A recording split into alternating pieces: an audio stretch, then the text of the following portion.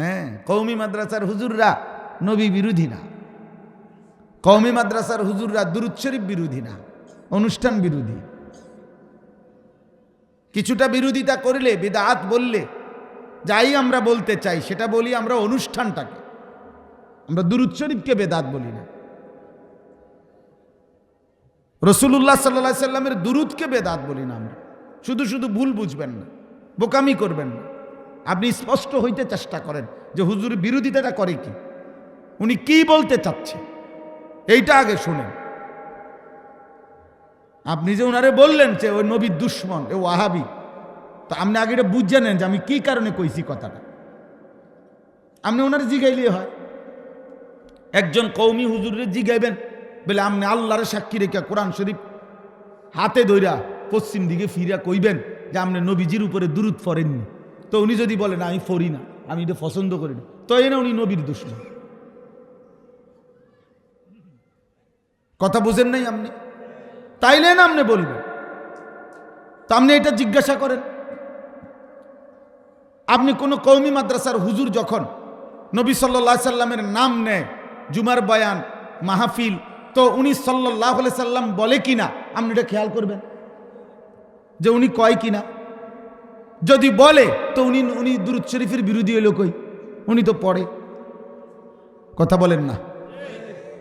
তাইলে আপনি জিজ্ঞাসা করেন, আমরা যেই শায়েখের মুরিদ, আমার শায়েখ আল্লামা মুফতি মুশতাকুন নবী কাসেমি, তো আমরা তো সকাল সন্ধ্যা আমাদের শায়েখের পীরের ওজিফা, সকালে 100 বার, সন্ধ্যায় 100 বার, কমপক্ষে দিন রাতে 200 বার দুরূদ শরীফ পড়া, এটা তো আমগো পীরের ওজিফা, শায়েখের ওজিফা তো এটা। তো আমি দুরূদ শরীফ পড়বো না কেন? নবী সাল্লাল্লাহু আলাইহি ওয়াসাল্লামকে ভালোবাসবো না কেন? বুঝেন নাই? প্রতিনিয়ত প্রত্যেক বেলার অজুর সাথে মেসওয়াক করতে চেষ্টা করি, তা আমি নবীর দুশমন হব কেন? যেদিন থেকে দাড়ি উঠা শুরু করছে সেদিনের পর্যন্ত কোনোদিন একটা দাড়ি এক সুতা কাটি নাই, ছোটও করি নাই, সাইজও করি নাই, ডিজাইনও করি নাই। আমি নবীর দুশমন হব কেন? ঘরে বাইরে সর্বদা চেষ্টা করি দস্তরখান বিছাইয়া খানা খাইতে, আমি নবীর দুশমন হব কেন? 5 ওয়াক্ত নামাজ চেষ্টা করি জামাতের সাথে পড়তে, আমি নবীর দুশমন হব কেন? আমার 4 বছরের মেয়ে বাচ্চাও পর্দা করে, হিজাব পরে, মেয়ে, বিবি, মা, আমার ঘরের সবাই, আমার বোন, আমার ভাইয়ের বিবিরা, আমি নবীর দুশমন হব কেন? কথা বলেন না কেন? মানে একটা যুক্তি তো থাকতে হবে। এতে বেড়া যে নবীর দুশমন, এতে যে ওয়াহাবি কি লেগা কিতা, সমস্যাটা কি? এতে ওয়াহাবি কিতা, এটা কি পলিথিন না প্লাস্টিক? এটা কি? একজন মুসলমান জিজ্ঞেস করবে, ও যে কয় হেরে বলবেন, আগে বিষয়টা বলেন হুজুর, আপনি বলতে কি বলতে চাইছেন? ওয়াহাবি বলতে কি? ওয়াহাবিরে কি ত্রুটি কারণে, কি কারণে এটা গালি? ও তাহলে উনি একটা কিছু তো বলবে আপনারে, যে উনারা ওয়াহাবি বলে তাদেরকে যারা লুঙ্গি মাথাত বাঁধে নাকি, যারা পাঞ্জাবি খুললা পায়ের নিচে পড়ে, আপনি একটা কিছু তো কইব, তো এটা মিলাইয়া দেখবেন। কথা বোঝেন নাই কেন? এটা মিলাইয়া দেখবেন, খালাস, আপনি মিলাইবেন, তাইলে তো চলবে। এই জন্য কোনোভাবেই দোস্ত, নতুন প্রজন্ম তোমাদেরকেও বলি, ধোকা খাবা না, ধোকা খাইবা না। তুমি আমি প্রত্যেকেই আল্লাহ তাআলার কাছে যেতে হবে। সব ফয়সালা শেষ করবেন আল্লাহ। সব ফয়সালা কে করবেন? আল্লাহ। সেদিন আলো অন্ধকার স্পষ্ট হবে, সেদিন হক না হক স্পষ্ট হবে, সেদিন সুন্নাত বিদআত স্পষ্ট হবে। সেদিন দুনিয়াবি স্বার্থ নাকি আখিরাতের স্বার্থ স্পষ্ট হবে, স্পষ্ট হবে। আল্লাহ তাআলা ফয়সালা শোনাবেন, ইন্না ইয়াউমাল ফাসলি কানা মিকাতা। আল্লাহ বলে পার্থক্যের দিন নির্ধারণ করা আছে। নির্ধারণ করা আছে।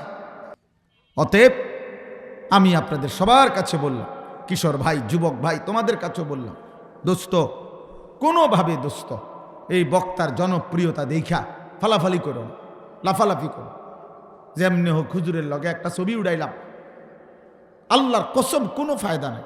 কোনো পাগলেও তোমার লগে আমার ছবি দেখা তোমারে বাহাবা দিবেন।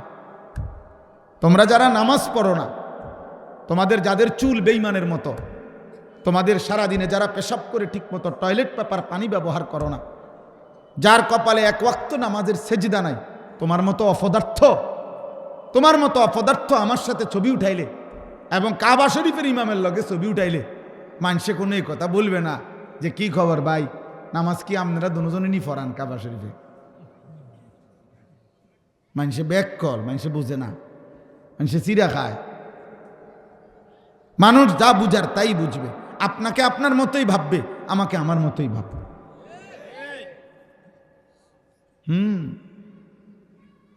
আজকে কিতাবে পড়ছি যে বুজুর্গানে দ্বীন বলছেন, কোনো বক্তব্যের, কোনো প্রবন্ধের, কোনো বইয়ের, কোনো লেকচারের মানুষ শিরোনাম দেখেই বুঝে ওখানে কি আছে।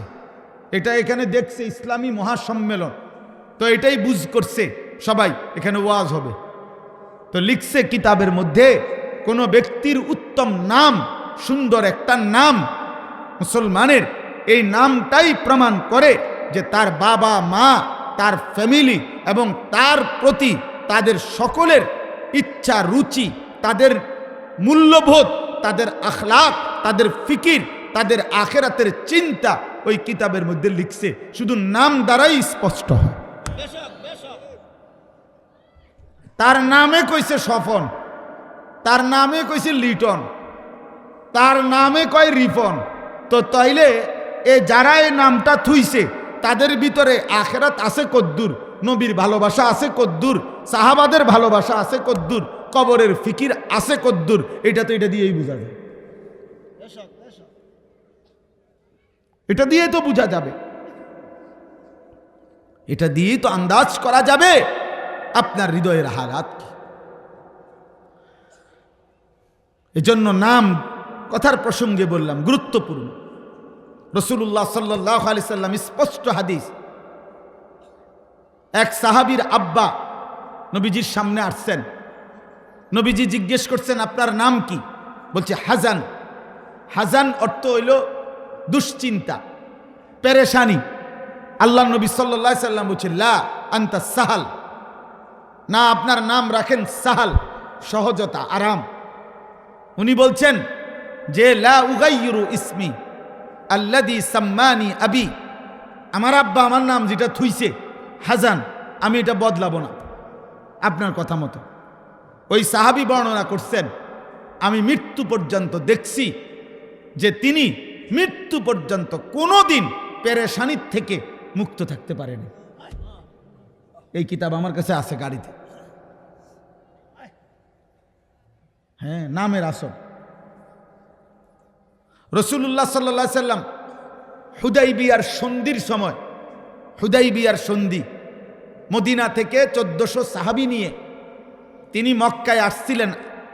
আল্লাহর ঘর তাওয়াফ করবে, উমরা করবে 6ষ্ঠ হিজরিতে। কিন্তু পথিমধ্যে মক্কায় ঢুকবার আগে মক্কার কুরাইশরা ওনাকে বাধাগ্রস্ত করছেন, ঢুকতে দেয় নাই। নবী সাল্লাল্লাহু আলাইহি সাল্লাম 1400 সাহাবী নিয়ে হুদাইবিয়া নামক একটা জায়গায় অবস্থান নিছেন, ওইখানে তাঁবু গাড়ছেন।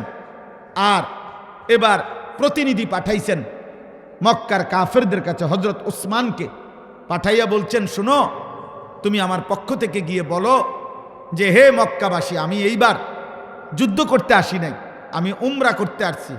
আল্লাহর ঘর তাওয়াফ করব, সাফা মারওয়া সাই করব, মাথা মুন্ডন করব, উমরা শেষ আমি আবার আমার মদিনায় ফেরত যাব, তোমরা আমারে বাধা দিও না। তারা বলছে না, আমরা আপনাকে ঢুকতে দেব না যে কোনো মূল্যে। তাইলে কি করতে হবে? তখন তারা একটা চুক্তি করতে চাইছে। এই চুক্তির জন্য প্রথম মক্কার কুরাইশদের থেকে 3 জন ব্যক্তি পরপর আসছে, মানে চুক্তি করার জন্য, ওই নবীজির সাথে সন্ধি করার জন্য আর কি। কিন্তু তিনজনের কথায় কোনো সমাধান হয় না, মানে কথা একমত হইতে পারে না, ফেরত গেছে না। চতুর্থ নাম্বারে মক্কার একজন সর্দার সুহাইল ইবনে আমর, উনি আসছে কথা বলার জন্য। তো হাদিসে আছে এই লোকটা যখন আসতেছে সুহাইল, সুহাইল নামের অর্থ সাহাল, মানে যা সহজ, আরাম, সহজতা। আল্লাহ নবী সাল্লাল্লাহু আলাইহি সাল্লাম বললেন যা সুহাইল, সুহাইল আসতেছে, কাদ সাহালাল্লাহু লাকুম, আল্লাহ এখন তোমাকে বিষয়টা সহজ করে দিবে। হিসাবটা বুঝছেন নি? এই যে নাম, নবীজি বললেন এখন কি হয়ে যাবে, বিষয়টা সহজ হয়ে যাবে। ঠিকই এই সুহাইল আসছে আর কথা সব মিলে গেছে। এরপরে 10 বছর মেয়াদি হুদাইবিয়ার চুক্তি হয়ে গেছে। নাম নাম নামের আসর, নামের প্রভাব গুরুত্বপূর্ণ, অনেক গুরুত্বপূর্ণ। এই জন্য ভাই এক মুসলমান হিসাবে প্রত্যেকের জীবন, আমাদের প্রত্যেকের কিশোর ছেলেরা, যুবক ছেলেরা, প্রিয় ভাই, প্রিয় আব্বা, প্রিয় সন্তান, তুমি এটা বুঝতে শেখো বাবা, তুমি কি করছ, তুমি কি করছ, তুমি কি করছ। আমারে তুমি চিনো, তোমারে আমি চিনি, এর দ্বারা কিছুই হবে না। তুমি আল্লাহকে চিনো কিনা সেটা বলো। তুমি কবর চিনো কিনা, তুমি মৃত্যু দেখছো কিনা, তুমি কারো জানাজা পড়েছো কিনা, কোনো লাশ কোনো দিন তুমি দেখছো কিনা, কোনো কবরস্থানের সামনে তুমি দাঁড়াইছো কিনা, কোনো কবরের দাফন তুমি দেখেছো কিনা। যদি তোমার বিবেক থাকে তুমি একবার কল্পনা করো, এই জলজ্জান্ত মানুষটা যে এই পৃথিবীতে হাঁটতো, খাইতো, ঘুমাইতো, হাসতো, দৌড়তো, ছুটতো, সেই মানুষটাকে একেবারে অন্ধকার, চারিদিকে মাটি চাপা দিয়ে একটা গর্তের মধ্যে শোয়াই দিছে। ও আর নড়ে না, ও আর কাউরে ডাকে না। তোমার যদি বিবেক থাকে আব্বা, তুমি কোনো দিন দেখো। আমি আমার জ্যাঠার জানাজার আগে, কিছুদিন আগেও আমার জ্যাঠা মারা গেছিল, আমি জানাজা পড়াইছি জ্যাঠার, আমার আপন জ্যাঠা, বড় জ্যাঠা।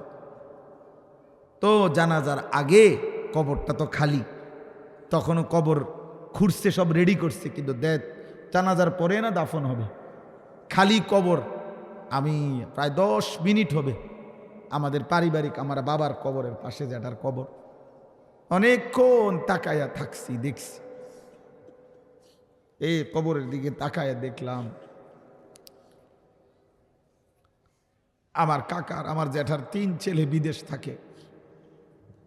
আমার জ্যাঠার জমি গ্রামে প্রসিদ্ধ, আমার জ্যাঠার অনেক জমি, আমার জ্যাঠার হালের বলদ আছে, আমার জ্যাঠার বড় বড় গাছ আছে, আমার জ্যাঠার জায়গা জমি আছে। কিন্তু কবরের এইটুকু জায়গা সামর্থ্য থাকার পরেও বড় করবে এই সামর্থ্য নাই। এক দিনহীন মজুর, এক ফকিরের জন্য কবরের মাটি যেটুকু, এক রাজা ধীরাজের জন্য কবরের মাটি এটুকু।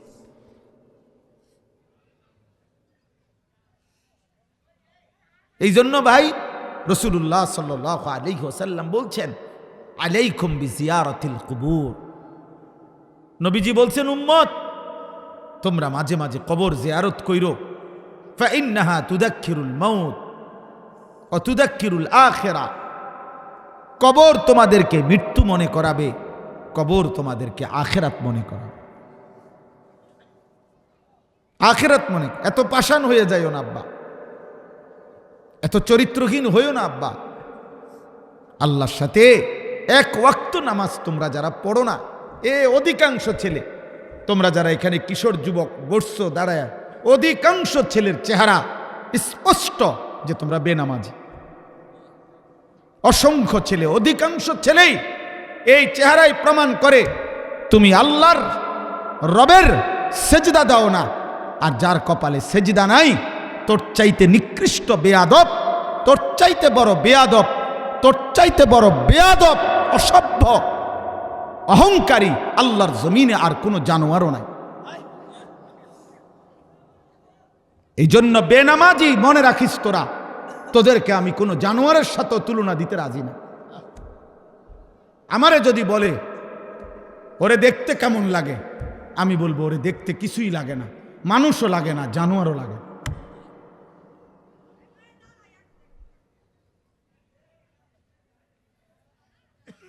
কিছুই মনে হয় না।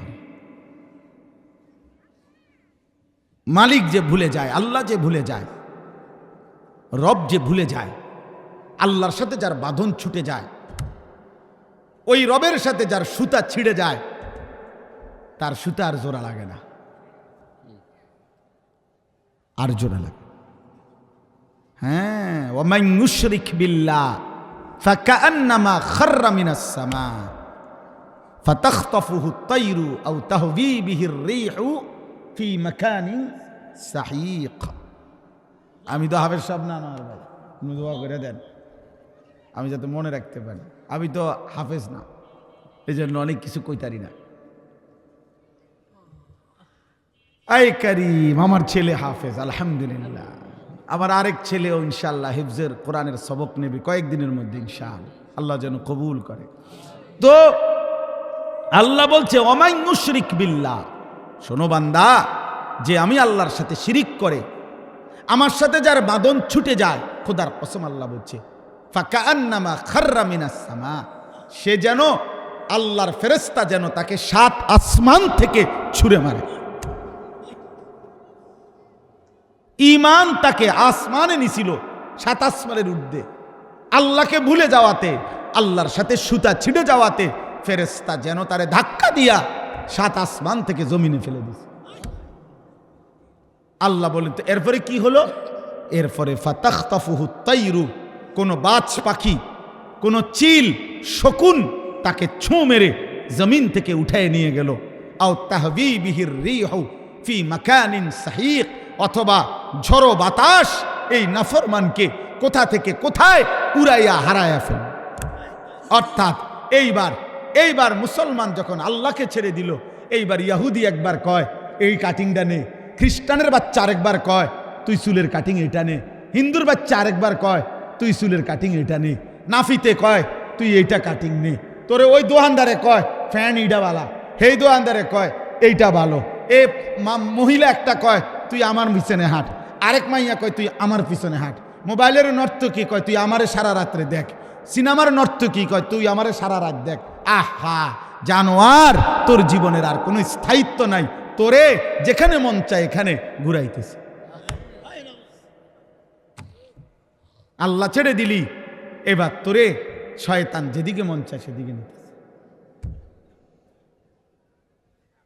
এই জন্য আর চুলেরও হদিস নাই, ফ্যানেরও হদিস নাই, হাফ প্যানেরও হদিস নাই। হাসে কি লেগা, কাঁদে কি লেগা, কি দেখে কি খায়, কি লেগা নাচে, কি লেগা লাফায়, কি করে কিছুই জানে না। তুমি মনে করো তোমরা যারা চুল ডিজাইন করছো কার লেগে করছো? তুমি কও নির্দিষ্ট কার জন্য? আমি কেন টুপি রাখছি মাথায়? আমি আমার রাসূল সাল্লাল্লাহু আলাইহি সাল্লামের সুপারিশ চাই। আমি দাড়ি রাখছি কেন? আমি বললাম আমি আমার নবীর সুপারিশ চাই। এই জন্য আমি মেসওয়াক ব্যবহার করি কেন? আমি আমার নবীর সুপারিশ চাই। আমি আতর ব্যবহার করি কেন? আমি আমার নবীর সুপারিশ চাই। আমি তাসবিহ পড়ি কেন? আমি আমার রবের জিকির করতে চাই। তুমি কও এই অপদার্থ, এই চুল্লা, মুশরিক বেঈমানের মতো চুল রাখছো যারা, কার সন্তুষ্টি চাচ্ছিস তোরা? বল বেটা, অপদার্থ কোথাকার বেটা, কিছুই পড়ছিস না জীবনে। তোকে তোর মা চিনায় নাই, তোর আল্লাহ আছে। এই নাফরমান, তোর বাপ তোকে বলে নাই যে তোর সৃষ্টিকর্তা আল্লাহ, তোর নবী মুহাম্মদুর রাসূলুল্লাহ সাল্লাল্লাহু আলাইহি ওয়াসাল্লাম। ফুটবল খেলোয়াড় তোর প্রিয় হবে কেন বেটা? ক্রিকেট খেলোয়াড় তোর প্রিয় হবে কেন? তুই ক্রিকেট খেলোয়াড়ের বাচ্চা, তো মুসলমানের বাচ্চা। সিনেমার নর্তকীর বাচ্চা তুমি তো ইমানদারের বাচ্চা। তোর মা মুসলমান বেটা, তোর মা মুসলমান। এক একটা বাচ্চা মায়ের পেট থেকে প্রসব হওয়ার ক্ষেত্রে এখন 1 ঘন্টায় 1000 ঘন্টা পার হয়ে যায়। এই পরিমাণ পেরেশানি প্রসবের সময় আইসা একবার ডাক্তারে বলে, একবার নার্সে বলে, একবার আলটায় বলে উল্টা হইয়া গেছে, বাঁকা হইয়া গেছে, তেসরা হইয়া গেছে, ফানি নাই, এই নাই, সিজার করেন, জলদি করেন, তাড়াতাড়ি করেন। কি পরিমাণ পেরেশানি, কি পরিমাণ অস্থিরতা, কলিজাটা হাতে নিয়া এক একটা বাচ্চা মায়ের পেট থেকে দুনিয়ার বুকে আসে। মা তোরে কি পরিমাণ অস্থিরতা পেটে লালন করছে। সেই মা এই জন্য পেটে লালন করছে, তুমি নর্তকী দেখবা, উলঙ্গ ছবি দেখবা? ছি ছি ছি ছি ছি ছি, এটা ঠিক তোর জীবনের উপর আফসোস। 12 ঘন্টা যার হায়াত থেকে চলে গেল, 24 ঘন্টা মুসলমান নামের কলঙ্ক, এই মুসলমান নামের কলঙ্ক বেটা, 24 ঘন্টায় যার কপালে একটা সেজদা দিতে পারলি না, তুই মুসলমানের কলঙ্ক বেটা। ঠিক তোর জীবনের উপরে থুতু তোর কপালে, থু মারলাম তোর কপালে, থুতু মারলাম তোর কপালে, থুতু দিলাম তোর কপালে, তোর ওই কপালে থুতু।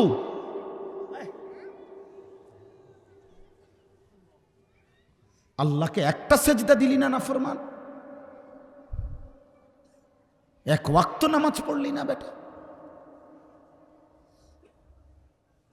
মুসলমানের ঘরে জন্ম নিয়া আল্লাহকে এইভাবে ভুলে গেল। ছি ছি ছি ছি ছি ছি, আল্লাহ আমাদেরকে মাফ করে দেন। একটা ছেলে ভালো বদলাও, একজন। আমি ব্যক্তিগতভাবে ভোট চাচ্ছি না, আমি আখিরাত চাই, আমি সেজদা চাই, আমি তোমার পরিবর্তন চাই। আমি আমার রবের কাছে প্রতিনিয়ত দোয়া করি, আল্লাহ আমার জাতির কিশোর যুবক বদলে দেন। আমার এটা স্বপ্ন রে বাপ, এটা আমার একটা ফিকির, আর কি আমার ফিকির, আমার একটা আশা, আমার একটা স্বপ্ন। আমি এই জন্য আমার ময়নামতি মাদ্রাসায় 118 শতক জায়গা একসাথে কিনছি, আলহামদুলিল্লাহ। এই আশায় কিনছি যে আমি একটা 2টা মাদ্রাসা আলাদা, একটা বাচ্চাদের স্বাভাবিক নুরানি, নাজারা, হিফস, এগুলা কিতাবখানা খুলব। এখন তো আছে আমার মাদ্রাসায় 500 ছাত্র আছে, আলহামদুলিল্লাহ। কিন্তু আমি একটা পৃথক মাদ্রাসা চালু করতে চাই। এখন আছে অল্প কুদ্দুর, অল্প, কিন্তু সারা বৎসর যেন সারা বাংলাদেশের যেই কোনো কিশোর যুবক, স্কুল, কলেজ, ইউনিভার্সিটি পড়ুয়া এবং অন্য বয়সী যে কোনো মুসলমান বছরের যেই কোনো সময় যে যখন আসে, 2 ঘন্টা হোক, 10 ঘন্টা হোক, কিছু না কিছু দিন শিখতে পারে। যে আসবে যখন দিন শিখবে তখন, যার সময় যতক্ষণ দিন শিখবে ততক্ষণ, এই আশায় আমি আলাদা মাদ্রাসা। গতকালকেও আলহামদুলিল্লাহ ও আপনার অনেক মেহমান আসছে, দেখাইছি। তাহলে মনে করেন গতকালকেও আমার কাছে বহু লোক আসছে আমার মাহফিল, মাদ্রাসার ইসলামী মাহফিল। আমার বুঝ হইল এমন অনেক লোক আছে যারা আমার কাছে মাহফিলের জন্য যায়। মনে করেন সকাল 9টা বাজে গেছে, আমার সাথে দেখা হয় জোহরের পরে। আমি জোহরের আগে দেখা করি না, ঘুম থেকে উঠা গোসল আসল করে করে মাদ্রাসা যাইতে গিয়ে জোহরের নামাজ পড়ি। তাহলে যেই লোকটা 9টা বাজে আসলো, 1টার পরে আমার লগে দেখা হইল, সেই লোকটা তো 4টা ঘন্টা এখানে বসে রয়েছে বেহুদা। এই 4 ঘন্টা যদি আমার ব্যবস্থাপনা থাকে যে আপনি 4 ঘন্টা আপনি রোজুডা আপনি শিখেন, আপনি একটা রুকুটা ঠিক করেন, তাইলেও তো বরকত হইব। একটা কিছু যদি লোকটা শিখে তার ফায়দা হবে না? এই আশায় এই জায়গাটা কিনছি। প্রায় 3 কোটি টাকা মাটি ভরাট প্রাথমিক সহ লাগবে। আপনাদের কাছেও দোয়াও চাই, সহযোগিতাও চাই। আমাদের কাগজ আছে, পরে বয়ান শেষে দিবে ছেলেরা আপনাদের কাছে। অর্থাৎ এই উদ্দেশ্য এইটাই, যেই কোনো বয়সী কেউ যদি এক নামাজের মুসল্লা পরিমাণ 4200 টাকা দেয়, আমরা তাকে আমাদের সদস্য বানাই। 30 বছরের নিচে কোনো কিশোর যুবক যদি 1000 টাকা দেয় আমাদের মাদ্রাসার ওই জমিতে, আমরা তাকে কিশোর যুব সদস্য বানাই। আলহামদুলিল্লাহ সারা দেশ থেকে যার যেমনি পারছে দিচ্ছে, ব্যবস্থাপনা হইতেছে আল্লাহর দয়া, বাকিটাও হয়ে যাবে ইনশাআল্লাহ। আপনাদের কাছে দোয়া চাই, আপনারাও যদি পারেন, ছেলেরা তোমরাও যদি পারো, আমাদের মাদ্রাসার এই জমিতে দিও। 1000 টাকাই দিলা হইতে পারে, বিকাশ নাম্বার আছে কাগজে, দিলে তোমার হয়তো মনেও থাকবে না, কিন্তু ওইখানে যদি দিনই আয়োজন হয়, এই বছরও 2 বারে আমরা 3 দিন করে 6 দিনে প্রথম সাময়িক এবং দ্বিতীয় সাময়িক পরীক্ষার বন্ধে আমাদের মাদ্রাসায় বরাবর রেজিস্ট্রেশন করা 500 স্কুলের ছাত্র আমরা ওযু নামাজ শিখাইছি 2 বারে, আলহামদুলিল্লাহ। এই জন্য আমার অনুরোধ, আমি কিশোর যুবক ভাই, আখেরাতের কথা তোমাকে মনে করাইতে আসছি।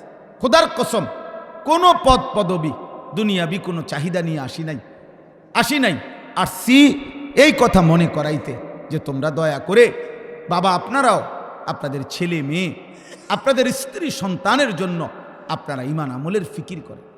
নূহ আলাইহিস সালাম বারবার কাঁদছে শুধু এই জন্য যে আল্লাহ, আমার ছেলেটা জাহান্নামের আগুনে জ্বলবে, আমি এটা মানতে পারতেছি না। নবী সাল্লাল্লাহু আলাইহি সাল্লাম বারবার কাঁদছে, আল্লাহ, আমার চাচা জাহান্নামের আগুনে জ্বলবে, আমি এটা মানতে পারতেছি না। ইব্রাহিম আলাইহিস সালাম বারবার কাঁদছে, আল্লাহ, আমার আব্বা জাহান্নামের আগুনে জ্বলবে, আমি এটা মানতে পারতেছি না। এই জন্য এত আহাজারি করছে। খোদার কসম, এই জন্য দুনিয়া যদি কিছু দিতে না পারেন, আখেরাত বঞ্চিত করেন না ছেলেটাকে, আখেরাত বঞ্চিত করেন। অভাবের সংসারের ছেলেও একসময় বড় লোক হয়ে যায়, এতিম বাচ্চাও একসময় ধনী হয়ে যায়, দুনিয়া হয়েই যায়, কিন্তু আখেরাত আপনি আমি যদি সন্তানের গড়ে না দেই, এখন যদি আমরা ছেড়ে দেই, এই 14, 16, 18 বছর বয়সী ছেলেগুলোকে এখনই যদি ছেড়ে দেন, এরা যদি মন মতো চুল রাখে, মন মতো জামা পরে, এরা যদি মন মতো খায়, ঘুমায়, পেশাব পায়খানা করে, যা মন চায় নারী ছবি, মোবাইলের অস্থির দৃশ্য দেখে, তাইলে এরকম লাওয়ারিস এরকম যদি ছেড়ে দেন, তাহলে আগামী দিনে এরা দুনিয়াটারে জাহান্নাম বানায় ফেলবে। আমি বললাম, একটি মহল্লার মধ্যে যদি 200 ছেলে থাকে, আর কেউ যদি অথবা 198 জন ছেলেই যদি 5 ওয়াক্ত নামাজ না পড়ে, তো ওই সমাজের ভবিষ্যৎ কি? ওই সমাজের ভবিষ্যৎ কি? ওই সমাজের মেয়ের বাপরা চরিত্রবান ছেলে কোত্থেকে পাবে? একটি সমাজের যদি ছেলেরা প্রত্যেকেই অবাধ কোনো না কোনো মেয়ের সাথে প্রেম করার, হারাম সম্পর্ক করার সুযোগ পায়, তাহলে এই এলাকার ছেলে যদি কোনো মেয়ের সাথে অবৈধ সম্পর্ক করার সুযোগ পায়, তো সে তো সুযোগ নেবে। এই এলাকার মেয়ে এ তো নর্থ বেঙ্গলের মাইয়ার লগে প্রেম করবে না, এ তো রংপুরে যাবে না, তো এখানেরই। তাইলে ঘরের ইজ্জত, ঘরের সতীত্ব, মেয়ের সতীত্বের নিরাপত্তা কোথায়? যেখানে চারদিকে যদি চরিত্রহীন রাক্ষস এই পরিমাণ থাকে, সেখানে আমার মেয়ের ইজ্জতের নিরাপত্তা কোথায়? আমার বোনের নিরাপত্তা কোথায়? বলেন আপনারা, এই যারা বিবেকবান আছেন। আমি কেন চিল্লাই? আমার অস্থিরতা তো এটা নিয়ে, অস্থিরতা তো এটা নিয়ে। এই সমাজের হাজার হাজার ঘরে আপনাদের ছেলে মেয়ে আছে, বোন আছে, তো এই মেয়ের আগামী দিনের ভবিষ্যৎ কি? এই ছেলের ভবিষ্যৎ কি? ও চরিত্রবান মেয়ে কোত্থেকে পাবে? এই মেয়ের জন্য চরিত্রবান ছেলে কোত্থেকে পাবে? আপনি দোয়া করবেন যে আল্লাহ যদি আমার একটা ভালো ছেলে মিলায় দেয়। তো ভালো ছেলেটা কেমনে পাবেন? যেই ছেলেটা 24 ঘন্টা মোবাইলে অশ্লীল ছবি দেখে, উলঙ্গ নাচ দেখে। এই জানোয়ার ভালো ছেলে হবে কিভাবে? এই অসভ্য চরিত্রহীন ওর থেকে আপনি উত্তম কিছু কিভাবে চাইবেন? জীবন মানে শুধু টাকা, জীবন মানে শুধু ভাত তরকারি, জীবন মানে শুধু বিল্ডিং, জীবন মানে শুধু বাজার সদাই। আল্লাহ আমাদেরকে হেফাজত করে, আল্লাহ আমাদেরকে হেফাজত করে, আল্লাহ আমাদেরকে হেফাজত করে।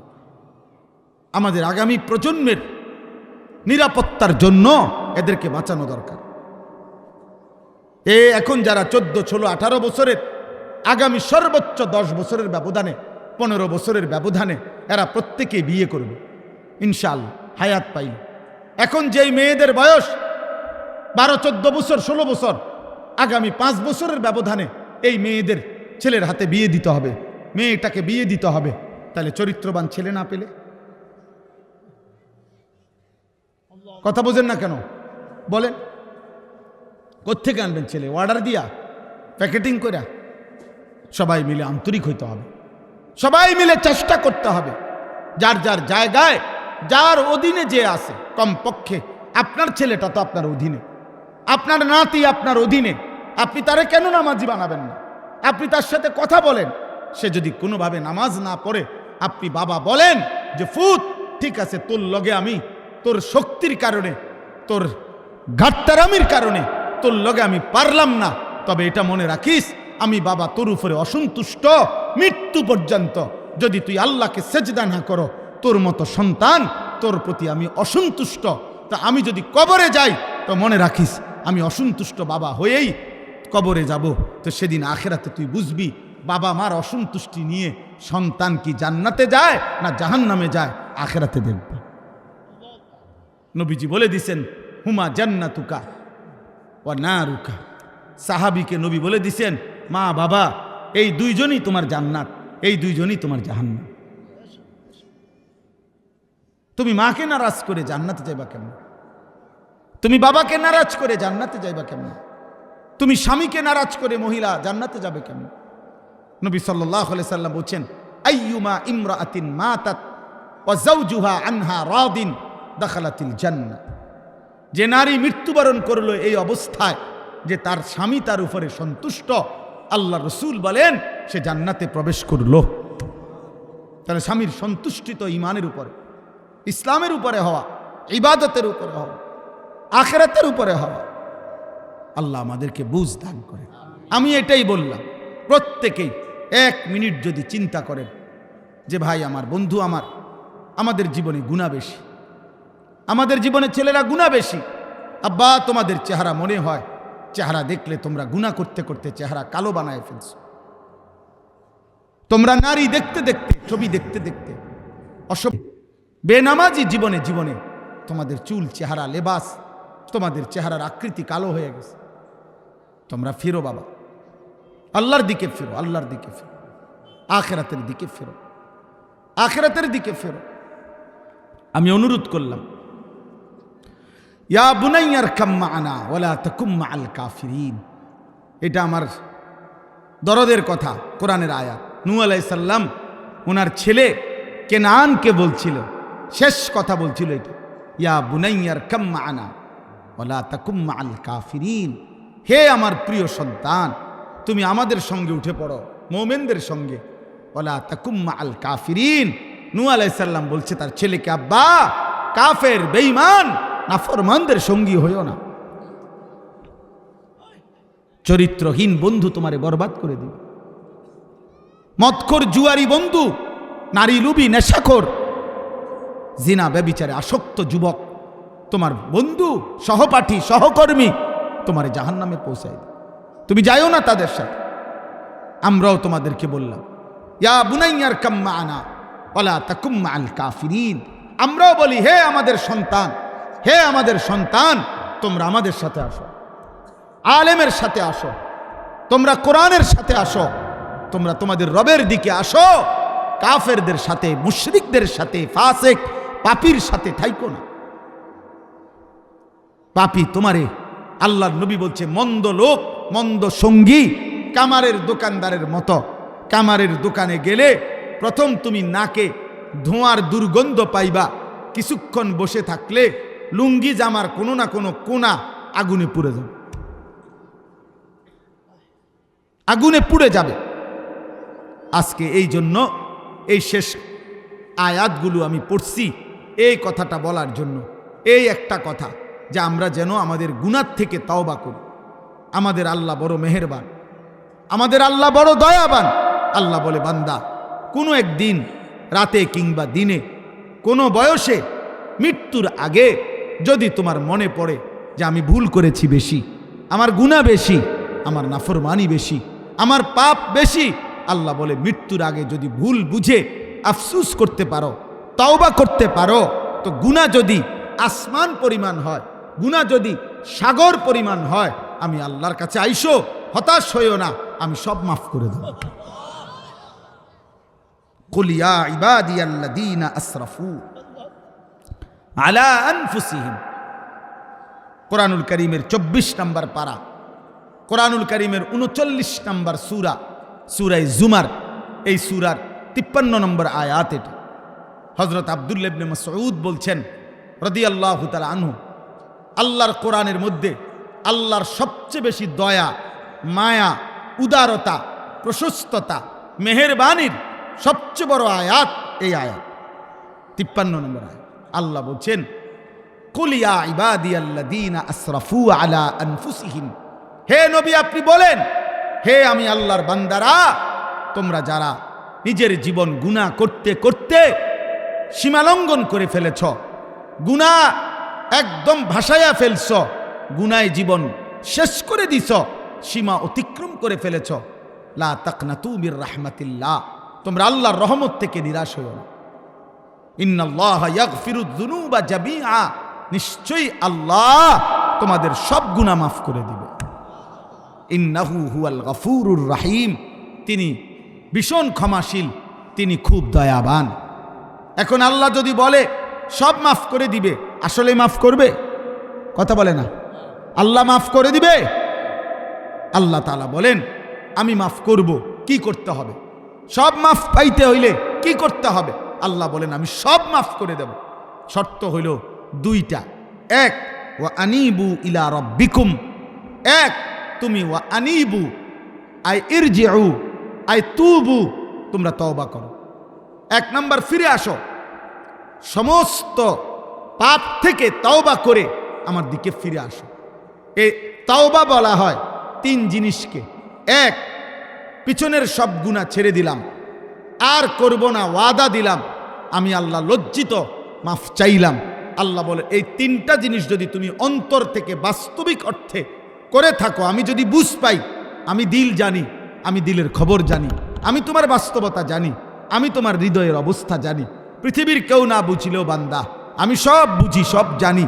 অতএব আমি যদি প্রকৃত অর্থে তওবা করেছ, আসলেই বলছো যে গুনাহ ছেড়ে দিছ, আর করবা না, ওয়াদা দিছ, লজ্জিত অনুতপ্ত হয়ে মাফ চাইছ, এটা যদি আমি বুঝ পাই, তো আমি আল্লাহ সব মাফ করে দেব। কুফর মাফ, শিরিক মাফ, বিদআত মাফ, নিফাক মাফ, কবিরা মাফ, সগীরা মাফ, সব মাফ। কিন্তু এই তিনটা হইতে হবে আমি আল্লাহর বুঝবো। দুই নাম্বার, ওয়া আসলিমু লাহু, আল্লাহ বলেন, আর দ্বিতীয় হইল এখন থেকে নিয়ে আমার আনুগত্য শুরু করে দাও। এতদিন যা হইছে হইছে, এখন নামাজ পড়ো, এখন হালাল খাও, এখন গুনাহ ছাড়ো, আর নারী দেখো না, আর ছবি দেখো না, আর অস্থির দৃশ্য দেখো, মদ খাইও না, জুয়া খেলো না, উলঙ্গ ছবি আর দেখো না, সুদের টাকা নিও না, ঘুষের টাকা নিও না, স্ত্রীর বেপর্দা হইতে নিষেধ করো, ছেলে মেয়ে বিবি বাচ্চা নিয়ে নামাজে অভ্যস্ত হও। আল্লাহ বলেন ওয়া আসলিমু, আমার আনুগত্য শুরু করো। এই দুইটা, এক, গুনাহ ছেড়ে দিয়ে তওবা করো, দুই, আমার আনুগত্য শুরু করে দাও। মিন ক্বাবলি আন ইয়াতিয়াকুমুল আযাবু সুম্মা লা তুনসারুন, আল্লাহ বলে বান্দা যাই করবা মৃত্যু আসার আগে আগে করতে হবে। যদি মৃত্যু এসে যায়, আজরাইল এসে যায়, তখন কিন্তু সাহায্য করা হবে। এই আযাবু অর্থ হল মৌত। এই দুই জিনিস, ফিরে আসো তুমি আল্লাহর দিকে, আনুগত্য শুরু করো আমার, আমি তোমারে মাফ করে দেব। ওয়াত্তাবিউ আহসানা মা উনজিলা ইলাইকুম মির রাব্বিকুম, আল্লাহ বলেন, আবারও বলছি, আমি আল্লাহ সর্বশ্রেষ্ঠ, সবচেয়ে সুন্দর যেই আসমানি কিতাব কোরআন তোমাদের জন্য নাজিল করেছি, তোমরা সব ব্যাপারে, জীবনের সব ক্ষেত্রে এই কোরআনের আনুগত্য করো। আবারও বলছি, মিন ক্বাবলি আন ইয়াতিয়াকুমুল আযাবু বাগতাতাও ওয়া আনতুম লা তাশউরুন, মৃত্যু আসার আগে আগেই, হঠাৎ করে, যা তোমরা বুঝতেও পারবে না, যা তোমরা টেরও করতে পারবে না। প্রতিদিন কিশোর যুবক মারা যায়, প্রতিদিন রোড অ্যাক্সিডেন্টে লোক মারা যায়, প্রতিদিন মোটরসাইকেল অ্যাক্সিডেন্টে লোক মারা যায়, প্রতিদিন যুবক মারা যায়। সেদিন সিলেট এক প্রাইভেট মেডিকেল কলেজের চেয়ারম্যান আমারে বলছিল, কয় যে হুজুর, আমাদের এই এত বড় মেডিকেল কলেজের যে আইসিইউতে সব সময় হুজুর যারা ভর্তি থাকে, তাদের মধ্যে অধিকাংশই, শতকরা 90% আইসিইউর রুগী নওজোয়ান। আমি বলছি কেন? এর মধ্যে অধিকাংশই হইল, উনি নিজে বলছেন, কয় এর মধ্যে অধিকাংশই হইল মোটর সাইকেলে অ্যাক্সিডেন্ট করছে, এত ভয়ানক যে তাৎক্ষণিক আইসিইউতে ঢুকাইতে হয়েছে। উনি নিজে বলছে। সেদিন পত্রিকায় আমি নিজে পড়ছি, বাংলাদেশে গত এক বছরে 24 এবং 25 সাল, এই এক বছরের ব্যবধানে এইডস রোগী, যৌন রোগের মারাত্মক যে মহামারী এইডস, HIV আক্রান্ত রোগী বাংলাদেশে গত 10 বছরের চাইতে এই এক বছরে অনেক বেড়ে গেছে। উনি হিসাব দিছে, রিপোর্টার, বাংলাদেশের অনেকগুলো হসপিটালের নাম লিখছে, ওইখানে এই মুহূর্তে চিকিৎসাধীন রোগী এইডস আক্রান্ত কতজন, এটার হিসাব দিছে, দিয়া নাম দিছে, সব কিছু দিয়ে বলছে। সবচেয়ে দুঃখজনক কথা হলো যে উনি বলছেন যে এই এইডস আক্রান্ত, এই ভয়ঙ্কর মহামারী, দোস্ত করোনা আসছে গেছে, কিন্তু এইডস কোনোদিন পৃথিবীর কোনো অঞ্চলে এখনো এই মহামারী চলে গেছে এ কথা কেউ বলে নাই, চিকিৎসা বিজ্ঞানীরা, এটা সর্বসময় আছে। তো উনি বলছে, এই রিপোর্টার, যে এই বর্তমান এইডস আক্রান্ত রোগী, যৌন মারাত্মক ভয়ঙ্কর রোগ, এইটা যেটা মৃত্যু এনে মৃত্যু হয়ে যায় যার হলে, এইটা আপনার অধিকাংশই উনি বলছেন এই বর্তমান চিকিৎসাধীন রোগীর মধ্যে বড় অংশ হইল কিশোর যুবক। আরো ভয়ঙ্কর কথা হইল, উনি বলছেন ওই রিপোর্টার, যে এর মধ্যে বড় অংশ হইল সমকামী, অর্থাৎ ছেলে ছেলে অপকর্ম করে এই যৌন আক্রান্ত। তার মানে নারী দেখতে দেখতে, মোবাইলে 24 ঘন্টা উলঙ্গ ছবি, নাচ, নর্তকীর জিনা ব্যভিচারের দৃশ্য দেখতে দেখতে এই জানোয়ার কুত্তার মতো হয়ে গেছে। এই জন্য এখন তার যৌন চাহিদা পূরণের জন্য সে সামনে যা পাইতেছে সব নষ্ট করে দিতেছে, কারণ তাকে তো ধরবার কেউ নেই, তার বাপেও জানে না, তার মাও জানে না, এই সমাজের কেউ জানে না যে ছেলেটা কি করছে।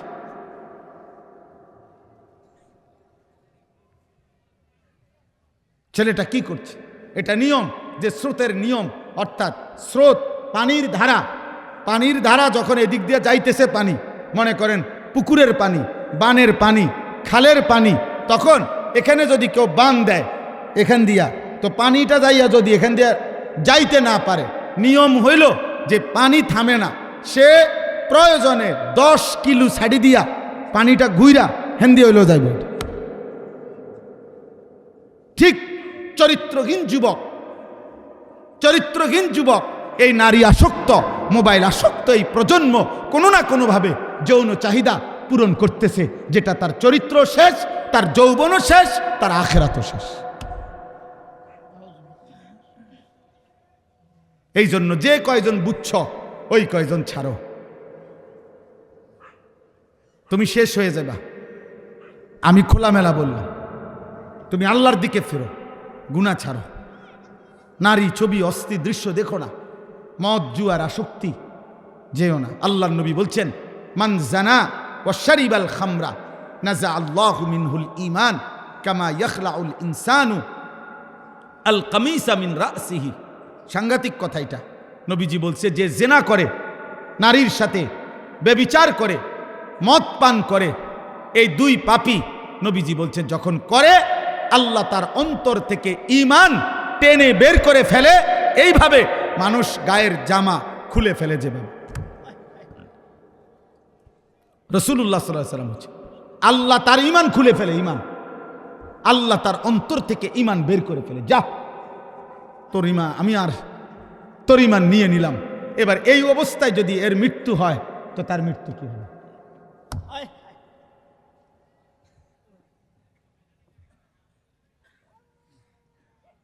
কি হবে?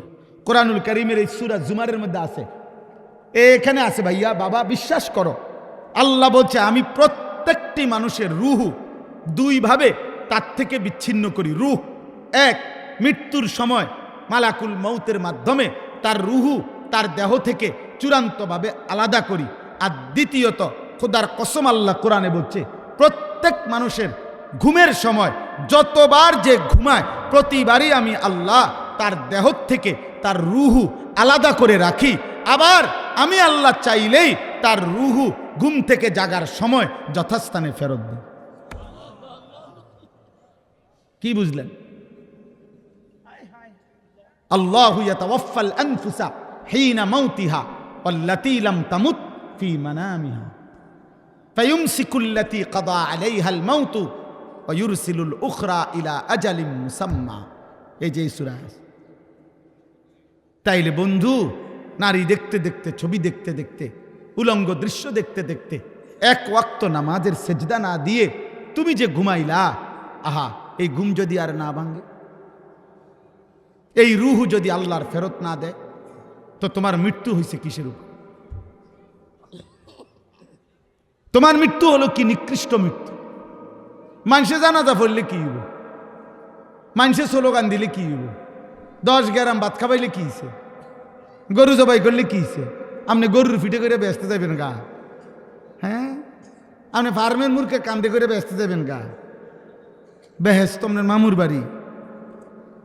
হ্যাঁ, বেহেস্তের দাম আপনার এই 30 কেজি ফার্মের মুরকা আপনার মরার পরে যেটা খাবাইছে।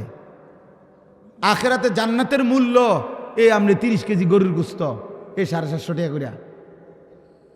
এটা জান্নাত। এটা জান্নাতের দাম শোধ করছেন নাকি? হ্যাঁ বলেন না বাবা, কিতা জান্নাতের দাম শোধ করছেন নাকি? 30,000 টাকা মানুষ খাবাইছেন, 70,000 টাকা দিয়ে মানুষ খাবাইয়া জান্নাতের দাম দিয়ে দিছেন নাকি? যে ফেরেশতা, জান্নাতের দাম শোধ করে দিছি, এবার আমার আব্বারে কবরের থেকে জান্নাতে দিয়ে আসো, 70,000 টাকা খাবাইছি। হ্যাঁ, এটাই তো মনে করে মিয়া, এটাই তো মনে করে। আমরা বললেই তো আমরা ওয়াহাবি, আমরা হয়ে যাই নবীর দুশমন।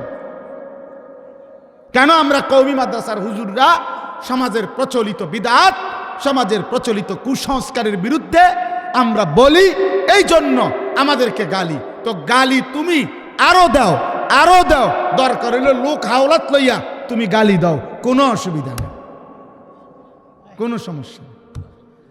হাওলাত করে আনো লোক, কোনো সমস্যা নেই। কিন্তু এটা মনে রাখো বাবা, আমার শেষ কথা এটাই, আমাদের আল্লাহর দিকে ফেরা উচিত, আমাদের জীবন আখেরাতের দিকে ফেরানো উচিত। আমরা চাইলেও মরবো, না চাইলেও, আমরা বুঝলেও না বুঝলেও, আমাদের মনে থাকুক বা না থাকুক, আমাদের মৃত্যু হবে। এই জন্য আমি আপনাদের কাছে অনুরোধ করলাম, আজকের কিশোররা, যুবকরা, বাবা, আজকের এশার নামাজ থেকে চলো বদলাই। বলো ইনশাআল্লাহ। নওজোয়ান ভাই বলো না, আজকের এশার নামাজ থেকে চলো ইনশাআল্লাহ। আমরা আজকের এশার নামাজ সবাই পড়তে চেষ্টা করো, শুরু করো, তুমি হিম্মত করো, তুমি পারবা। আমার প্রত্যেকের কাছে অনুরোধ, নবীজির জীবনের সুন্নাত একটা একটা করে আমল করেন। আপনি কারো কথা, আব্বা আপনি আমার দলভুক্ত হইয়েন না, অন্যরও না, আপনি আমার মুরিদও দরকার নাই, আমি আপনার এই মুরিদের কাগজ লই আইছি না, মুরিদ বানাইতে আসছি না, আপনারে শুধু এতটুকু বলি, আপনি নবীজির সুন্নত আমল করেন।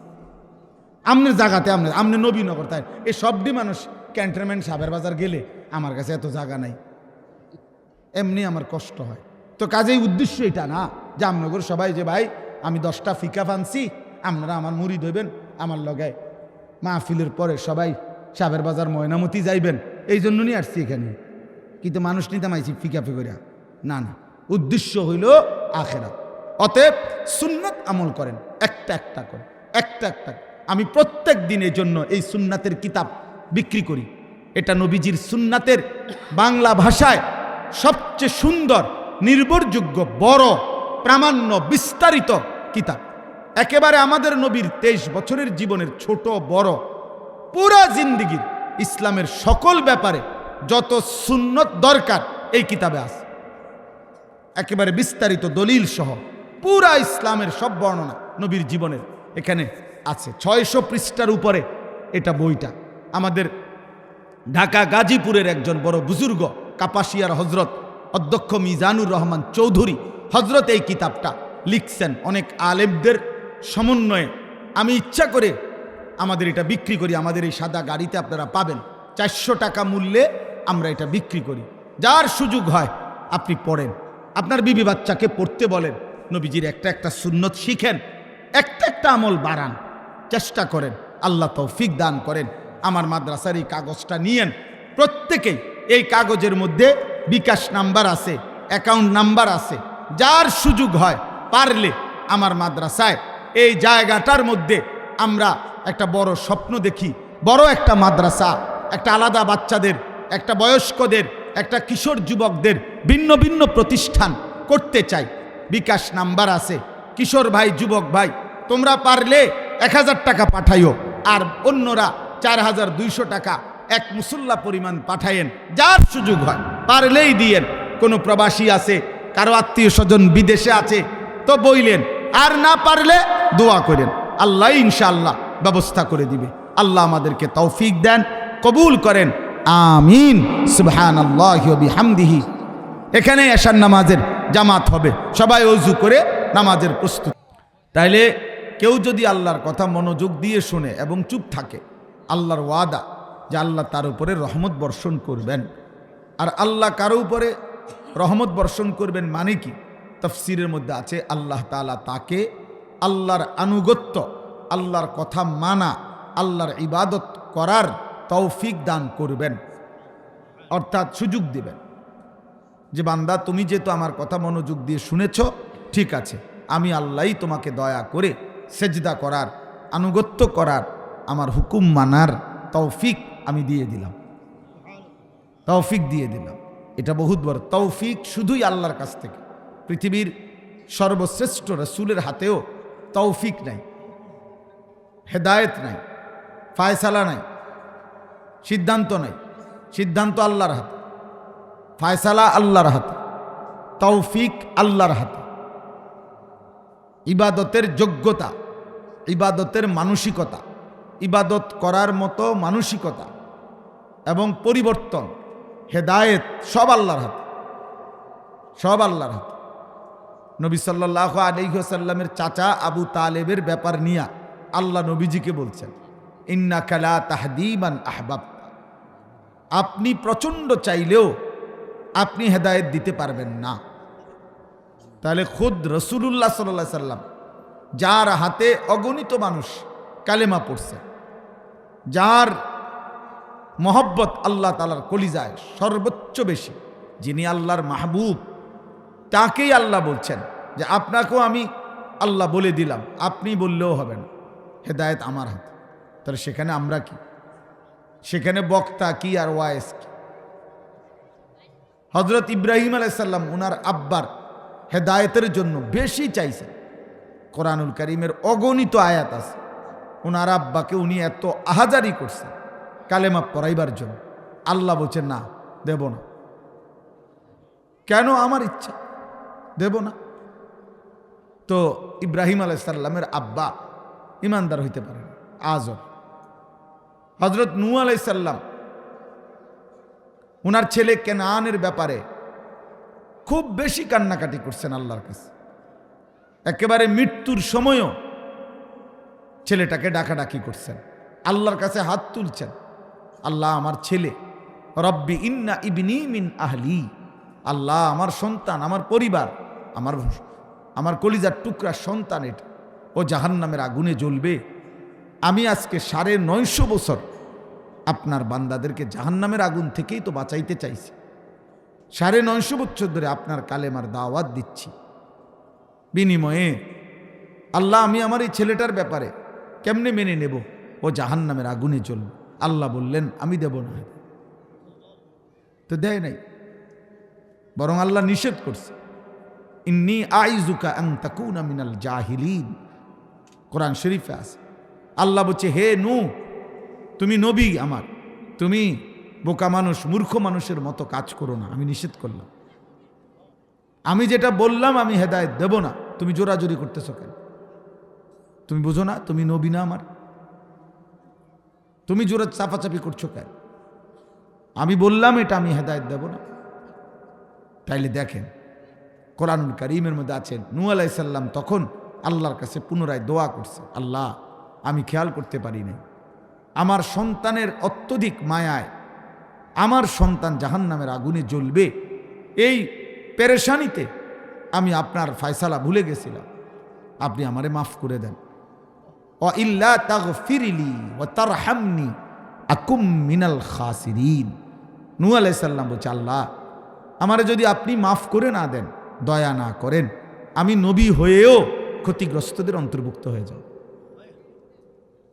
তিনি নবী, 950 বছর মেহনত করছে, আল্লাহ বলছে দেব না।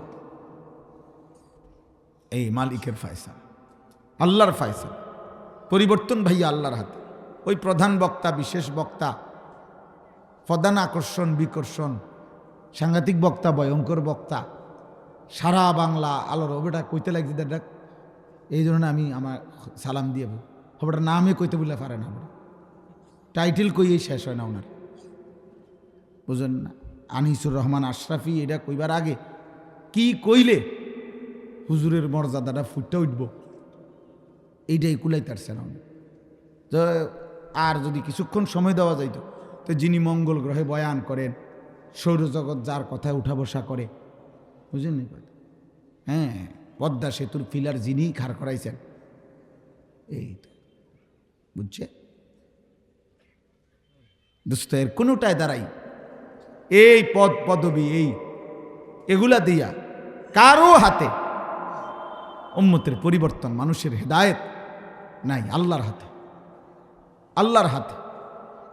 পরিচিতি, সুখ্যাতি, সুনাম, জনপ্রিয়তা, ধোকা ধোকা ধোকা, কোনো ফায়দা নেই আখেরাতের দৃষ্টিতে, কোনো ফায়দা নেই।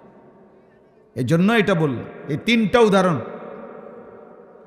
3 জন নবীর একজন আমাদের নবী সাল্লাল্লাহু আলাইহি সাল্লাম, নবীজির হাত আল্লাহ নামায় দিছে। আবু তালেবের জন্য নবী হাত উঠাইছিল, একেবারে বুখারীর রিওয়ায়াত।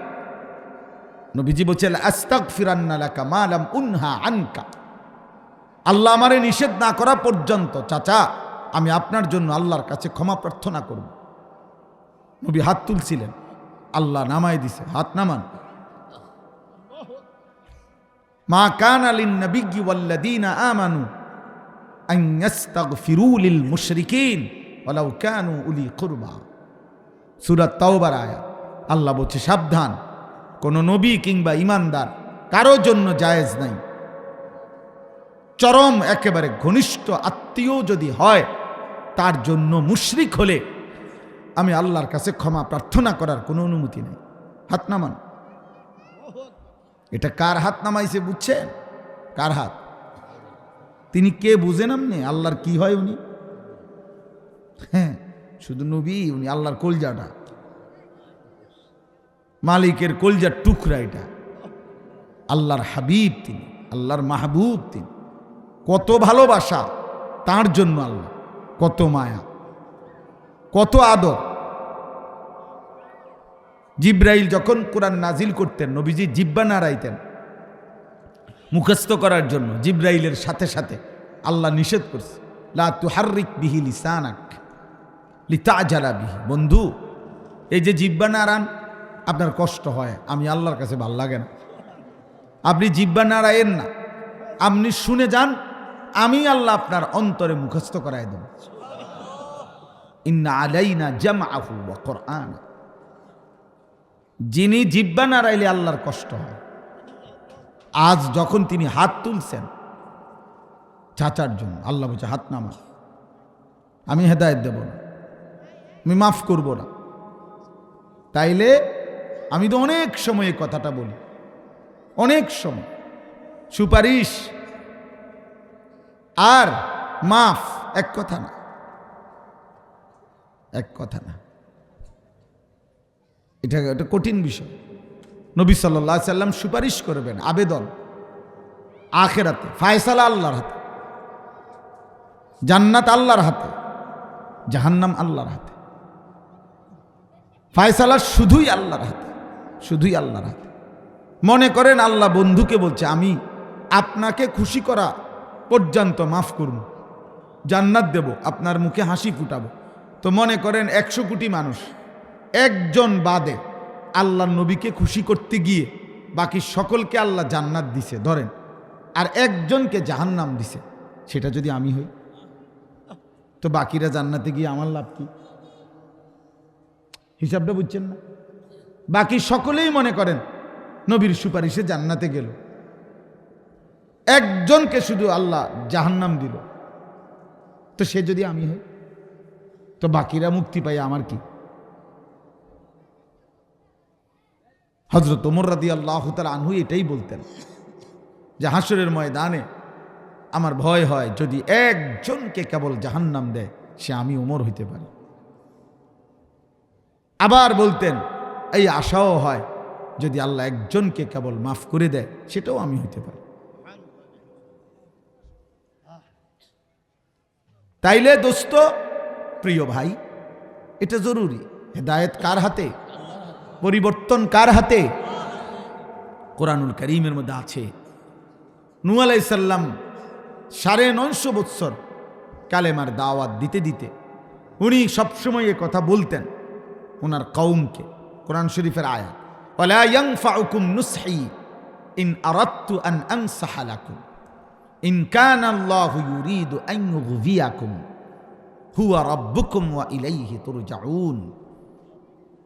আল্লাহর নবী নূহ বলতেন, হে আমার জাতি, আমার কোনো নসিহত, আমি যতই তোমাদেরকে উপদেশ দিতে চাই, আমার উপদেশ তোমাদের কোনো কাজে আসবে না যদি আল্লাহ তোমাদেরকে পথভ্রষ্ট করবে, জাহান্নামে দিবে, এটা ফয়সালা করে ফেলে। ইন কানা আল্লাহু ইউরিদু আন ইউগভিয়াকুম, যদি আল্লাহ চায় তোমাকে জাহান্নাম দিবে, পথভ্রষ্ট করবে, তো আমার কুটি সাড়ে, আমি প্রধান বক্তার আব্বাও যদি হই, 950 বছর না 9.5 লক্ষ বছরও যদি আমি উপদেশ দেই, কোনো কাজে আসবে না যদি আল্লাহ তোমার ব্যাপারে হেদায়েতের ফয়সালা না করে। হুয়া রব্বুকুম, তিনি তোমাদের রব, ওয়া ইলাইহি তুরজাউন, তার কাছেই তোমাদেরকে ফিরতে হবে, ফিরতে হবে। এইটা হলো বড় কথা। এই আমার মূল আশা এটা। আমি কম মানুষও দেখছি, বেশি মানুষ দেখি, কেন অসুবিধা নেই। মকবুল ভাই আমারে এমন শত মাহফিল একসময় দেখছেন না, অল্প কটা মানুষের সামনে ওয়াজ করছে, খালাস, কোনো অসুবিধা নাই, কোনো সমস্যা নাই, এটা কোনো বিষয় না, কোনো বিষয়ই না। এটা আগের রাত এখনের রাত বরাবর, আগের দিন এখনের দিন বরাবর বরাবর। অতএব উপস্থিতি কম বেশির কারণে বক্তারে আন্দাজ করলে হবে না, এ কথা ভাবলে হবে না। এখন উনি লোক যেহেতু বেশি হয় ওনার মাহফিলে, অতএব সমস্ত পদবি গুণ গুণাবলী সব ওনার।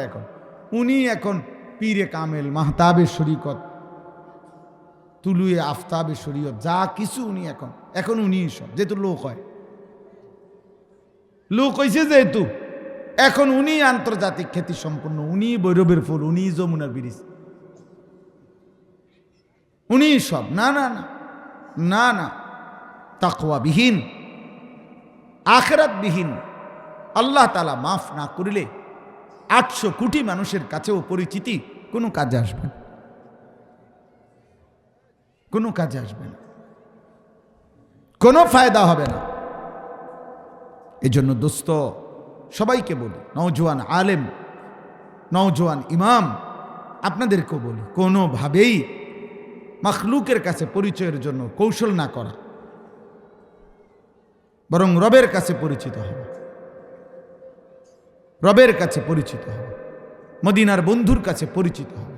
এমন যেন হয় যে হাসরের দিন নবী সাল্লাল্লাহু আলাইহি সাল্লামের সামনে গেলেই তিনি যেন নাম শুনেই বলে, ও আচ্ছা তুমি না, তুমি যে সব সময় দুরূদ শরীফ পড়তা, ফেরেশতা তো সব সময় আমার কাছে তোমার নাম বলতো, আমি কত শুনছি তোমার নাম, কত শুনছি।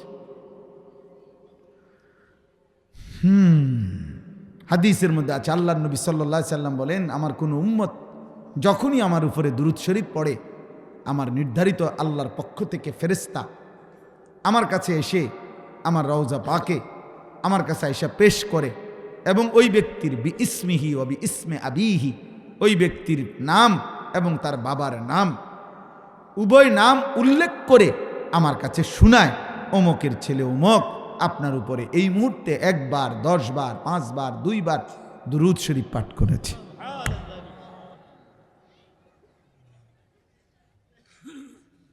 হাসরের দিন নবী সাল্লাল্লাহু আলাইহি সাল্লাম বলছে, নবী সাল্লাল্লাহু আলাইহি সাল্লাম বলছেন, কিয়ামতের দিন আমার পাশে সবচেয়ে কাছে থাকবে আকরাবুন নাসি ইলাইয়া ইয়াউমাল কিয়ামা আকসারুহুম আলাইয়া সালাহ। দুনিয়াতে যারা আমার উপরে বেশি বেশি দুরূদ শরীফ পড়ত, তারা কিয়ামতের দিন আমার সবচেয়ে বেশি কাছে থাকবে। ভালোবেসে পড়তে হবে, ভালোবেসে ভালোবেসে, নিজের দিলে, নিজের মহব্বতে, একাকিত্বে, যখন যে বেশি বেশি বেশি বেশি। শুধু অনুষ্ঠান হইলে, শুধু বিশেষ কোনো আয়োজন হইলে আপনি ডুল্লা ডুল্লা লইরা লইরা সুরে সুরে তালে তালে 3 বার পড়েন, 4 বার পড়েন, আর্ধ পড়েন না। সকালে পড়েন না কেন? দুপুরে পড়েন না কেন? বিকালে পড়েন না কেন? খিচুড়ি ছাড়া পড়েন না কেন? জিলাপি ছাড়া পড়েন না কেন? বিরিয়ানি ছাড়া পড়েন না কেন? তাবারুক ছাড়া পড়েন না কেন? আপনি আখিরাতের জন্য না পড়বেন, আপনি নবী সাল্লাল্লাহু আলাইহি সাল্লামের ভালোবাসায় না পড়বেন। রাতে পড়বেন, দিনে পড়বেন, সকালে পড়বেন, গভীর রাতে পড়বেন, একাকী পড়বেন। এক সাহাবী জিজ্ঞেস করছে, ইয়া রাসূলুল্লাহ সাল্লাল্লাহু আলাইহি ওয়াসাল্লাম, ফরজ ওয়াজিব সুন্নতে মুআক্কাদা আমলের পর আমার হাতে যেটুকু সময় থাকে, আমি যদি তার অর্ধেক সময়, আমার অতিরিক্ত সময়ের অর্ধেক যদি আপনার উপরে দুরূদ শরীফ পড়ি কেমন হবে? আল্লাহর নবী সাল্লাল্লাহু আলাইহি সাল্লাম বলছেন, উত্তম হবে, তবে তুমি চাইলে আরো বেশি পড়তে পারো। নবী সাল্লাল্লাহু আলাইহি সাল্লামকে সাহাবী বললেন, আমি ফরজ ওয়াজিব সুন্নতে মুআক্কাদার পরে অতিরিক্ত সময়ের 3 ভাগ করে 2 ভাগেই যদি আমি আপনার উপরে দুরূদ শরীফ পড়ি কেমন হবে? নবী সাল্লাল্লাহু আলাইহি সাল্লাম বললেন, বহুত উত্তম হবে, তবে তুমি চাইলে আরো বেশি পড়তে পারো। সাহাবী বললেন, ইয়া রাসূলুল্লাহ, তাহলে আমি কি আমার অতিরিক্ত সময় ফরজ ওয়াজিব সুন্নতে মুআক্কাদার পর অতিরিক্ত যেটুকু সময় থাকে পুরা সময়টাই যদি আপনার উপরে দুরূদই পড়তে থাকি কেমন হবে? আল্লাহ রাসূল সাল্লাল্লাহু আলাইহি সাল্লাম বললেন, তাহলে তুমি দুনিয়া আখিরাতের সব ব্যাপারে নিশ্চিন্ততার আশা করতে পারো। আল্লাহর কথা বসে শুনলে আদব হয়, বরকত হয়। আল্লাহর কথা বসে শোনার দ্বারা হৃদয়ের মধ্যে অনুভব তৈরি হয়, কলিজার মধ্যে পৌঁছে। এই জন্য সবগুলো ছেলে, তোমরা যেমনে দাঁড়িয়ে আছো, পিছনে এখনো জায়গা আছে, তোমরা বসো, অথবা যেখানে আছো সেখানেই বসো। আমরা মাটির মানুষ, মাটিতে বসার দ্বারা কোনো লজ্জার কিছু নেই, বরং মাটি আমাদের শেষ গন্তব্য। কাজেই স্বেচ্ছাসেবক ছাড়া বাকিরা কথাবার্তা না বলে বসে গেলে ভালো। বাকি কথা হলো, কেউ যদি কথা বলে আপনারা কেউ তাকে বললেন না যে চুপ করো, এই তাহলে ওইটাও তো একটা কথা। তাহলে আপনারা কেউ বললেন না, ওই নিজেই বকবক করে অল্প সময়ের মধ্যে থাইমা যাবে। কথা বুঝছেন? এই জন্য কেউ কাউরে আর কিছু বলার দরকার নাই। এখানে প্যান্ডেলের ভিতরে আমি সবাইরে বললাম, ছেলেরা তোমরা এখান থেকে সরো, আর নাই তো চলে যাও, দয়া করে এখানে দাঁড়াইয়া থাকা যাবে। যদি বসতে কষ্ট হয় তাহলে চলে গেলে ভালো, দয়া করে অন্য কোথাও চলে যাও, চলে গেলে ভালো। না এই যে তোমরা ভাই হয়তো বসো, নয়তো চলে যাও, আব্বা চলে যাও, এটা চলে গেলে ভালো। বসো, এই যে ছেলে বসো, জায়গায় বসো, নয়তো সরো।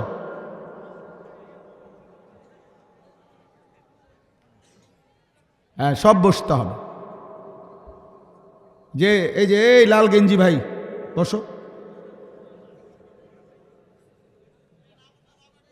জি মাশাআল্লাহ। আপনারা কেউ কিছু বলবেন, নিষেধ করলাম না, কেউ কোনো বুদ্ধি দিবেন না, আমারটা আমি বলতেছি, আপনারা কেউ বলবেন। আপনারা বললে কাজে লাগবে। হ্যাঁ, পাল্টা আপনারা একটা বলবে, হ্যাঁ আপনি কাটা কথা কইনি, তখন ঝগড়া লাগবে। আচ্ছা, দ্বিতীয় কথা হলো, হাতে ধরা সবগুলো মোবাইল বন্ধ করতে হবে। এটা আমার প্রতিদিনকার কথা। কমপক্ষে যারা নিয়মিত আমার বয়ান শুনেন তারা তো জানার কথা। এই জন্য ভাই, ছেলেরা, বাবা, হাতে মোবাইল ধরে একজনও ভিডিও বা রেকর্ড করবা না, আমি নিষেধ করলাম তোমার। যদি এরপরও গোপনে চালাকি করে কেউ ভিডিও বা রেকর্ড করো, তো তোমার জন্য আমার ওয়াজ না, এবং তোমার জন্য আমার কোনো দোয়াও রইল না। তোমারে তোমার হাতে ছেড়ে দিলাম, তোমারে তোমার দায়িত্বে ছেড়ে দিলাম। আমি তোমার জন্য দোয়া করলাম না এবং আমার ওয়াজও তোমার জন্য না, এটাও নিষেধ করলাম স্পষ্ট। এই দুই কথা। এক নাম্বার, বসে মনোযোগ দিয়ে আল্লাহর কথা শুনলে, চুপ থেকে শুনলে, বিশ্বাস করেন যে যত মনোযোগী হয়, যে যতটা চুপ করে, আল্লাহর ওয়াদা, আল্লাহ বলছেন তোমরা আমার কথা শুনবার সময় দুইটা কাজ করবা, ফাস্তামিউ লাহু ওয়া আনসিতু, তোমরা মনোযোগ দিয়ে শোনো এবং চুপ থাকো, লাআল্লাকুম তুরহামুন, আল্লাহ বলেন অবশ্যই তোমাদের উপর রহমত বর্ষিত হবে। অমিন সাইয়্যাতি আমালিনা মান ইয়াহদিহিল্লাহু ফালা মুদিল্লা লাহু ওয়া মান ইউদ্লিলহু ফালা হাদিয়া লাহু ওয়া নাশহাদু আল্লা ইলাহা ইল্লাল্লাহু ওয়াহদাহু লা শারীকা লাহু ওয়া নাশহাদু আন্না সাইয়্যিদানা ওয়া হাবিবানা ওয়া মাওলানা মুহাম্মাদান আবদুহু ওয়া রাসূলুহু আম্মা বা'দ فأعوذ بالله من الشيطان الرجيم بسم الله الرحمن الرحيم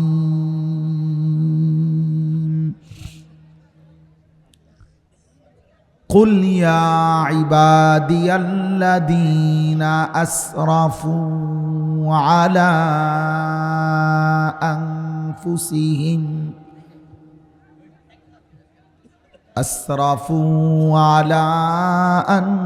أنفسهم لا تقنطوا من رحمة الله إن الله يغفر الذنوب جميعا إنه هو الغفور الرحيم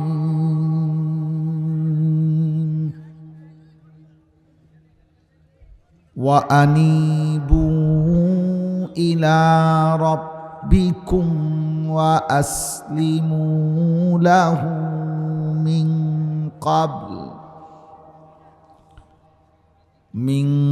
قبل أن يأتيكم العذاب ثم لا تنصرون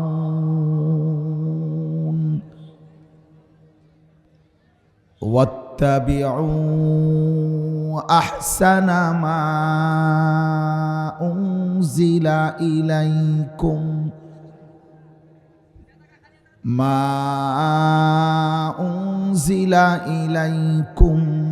من ربكم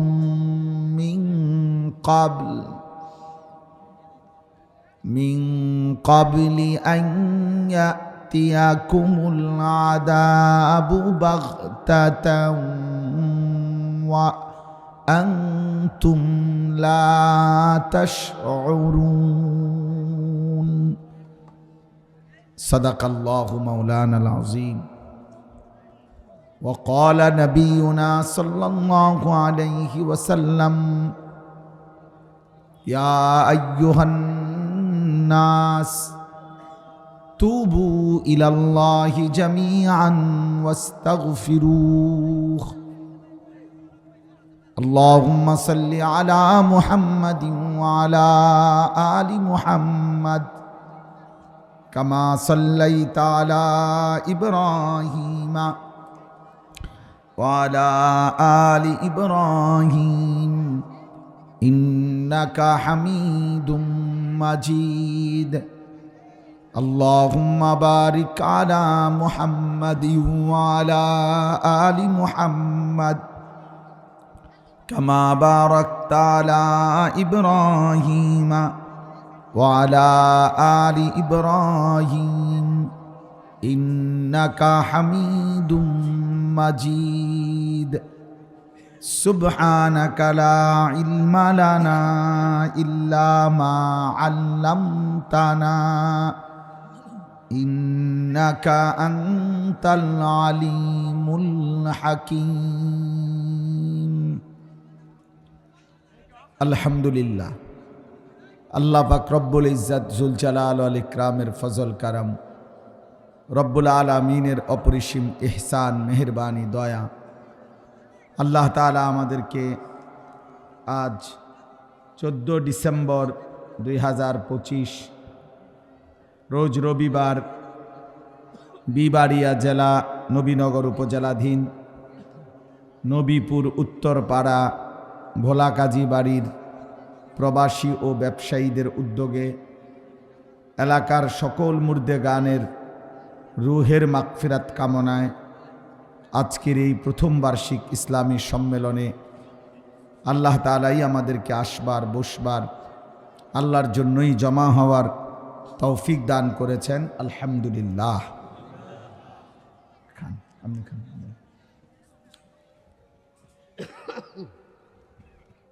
সবার কাছে আমার দুইটা কথা।